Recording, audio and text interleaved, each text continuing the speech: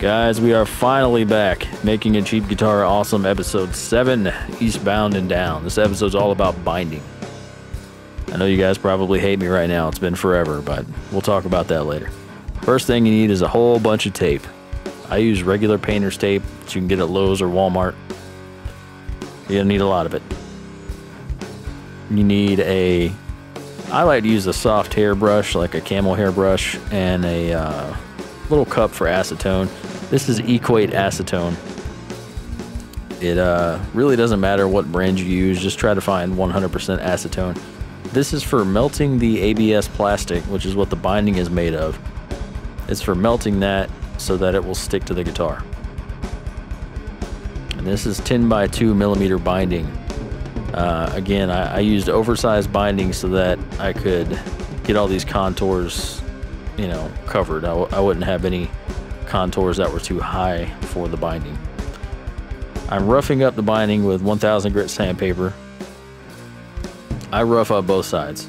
It's just easier that way, and I don't get confused later if I need to use a piece of binding later on down the road.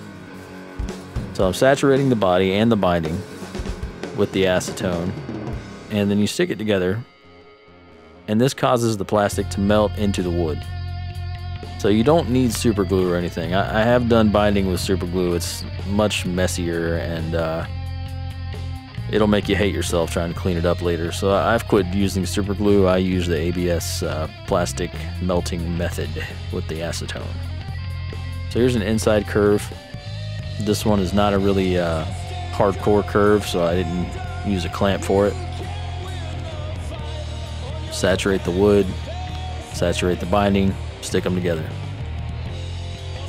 Repeat over and over and over again. And then pull more tape, because you can never have enough tape. Alright, so on a curve, here's what we do. You're going to tape up to the edge of the curve. Make sure you have plenty of acetone in there. And then you're going to use something hot, like a heat gun, or in this case, a soldering iron, to melt the plastic so that it will curve around tightly to the corner. You don't want it to lift on either side of the corner. It has to be very tight. So you do not touch it with the soldering iron. You can just hold the iron there to heat up the plastic. A heat gun is probably better, but I did not have one at the time.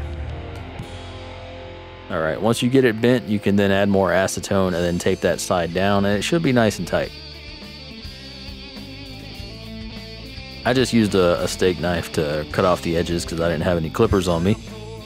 There's kind of a theme here of using ghetto tools at times when I'm doing my own projects.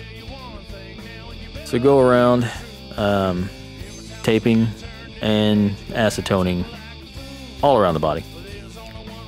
Okay, this is a little bit more of a harsh inside curve, so we're going to do this a little differently. Going to get everything saturated, and using a clamp, I'm going to hold that curve in place. Make very sure, because it's really easy to slip up and have your binding gap at the bottom. So make sure it's in the bottom of the channel. It's pressed down into the channel. And then you're going to tape from the clamp out back toward where the direction you were coming from. And once you have that side done, you can of course add your acetone to the other side. And you get creative with clamps to get these crazy shapes on the Warlock. You just kind of have to.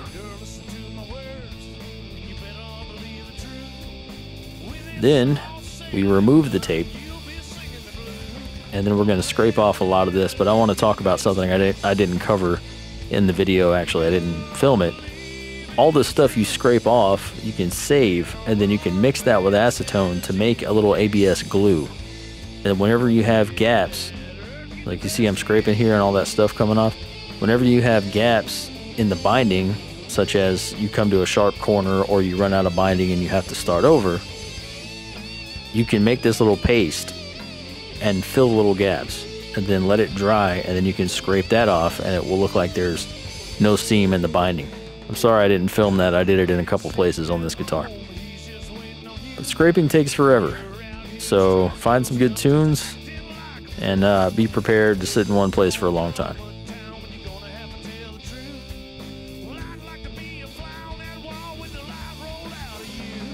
Alright guys, so it's been a while since I've been able to do one of these episodes, and I apologize.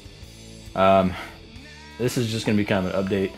on what's been happening in life and what's going on with this guitar. So, this guitar, by the way.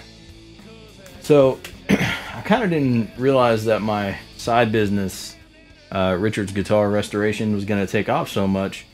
And it did, and it's been wonderful and great, but unfortunately it's taking me away from personal projects. Because right now I work a job where I'm at work more than 40 hours a week. Doing guitar restoration for 10 to 20 hours a week. And then in the time I have left, I'm squeezing in time with my lady, my family, my band practice, and trying to get some sleep. Which I'm sure a lot of you guys are like me. You're like, what is that? What is this sleep you speak of? So I apologize. I feel like I've kind of let you guys down.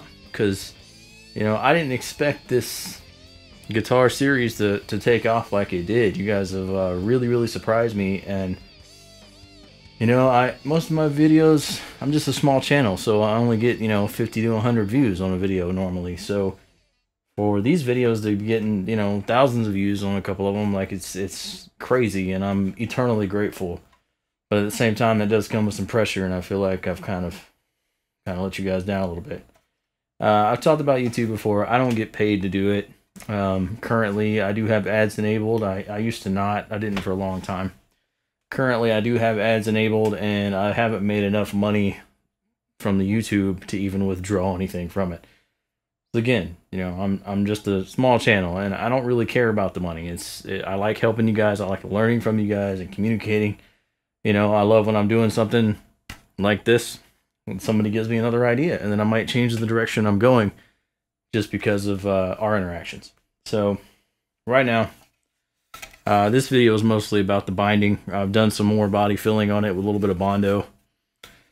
I'm going to sand it down and really get to work, and I think tomorrow my bass player is coming over, Daryl, and we might get some work done on this together. So maybe episode 8 we'll have some Richard and Daryl action, because everybody loves Daryl. He's our big teddy bear. But again, thank you guys so much for supporting. It means a lot. It's so awesome. I did not expect the series to get picked up a little bit. You know, of course, it's nothing crazy and no high numbers and stuff like a lot of these big YouTubers get, but for me, just a poor guy from basically the hood of Pensacola, it's awesome. So thank you guys so much. I promise more content's coming soon. We're gonna get this guy painted. We're gonna get him wired up and put together, and we're finally gonna get to play this thing, and I am chomping at the bit to do it. So guys, thanks, and stick around. I really appreciate it.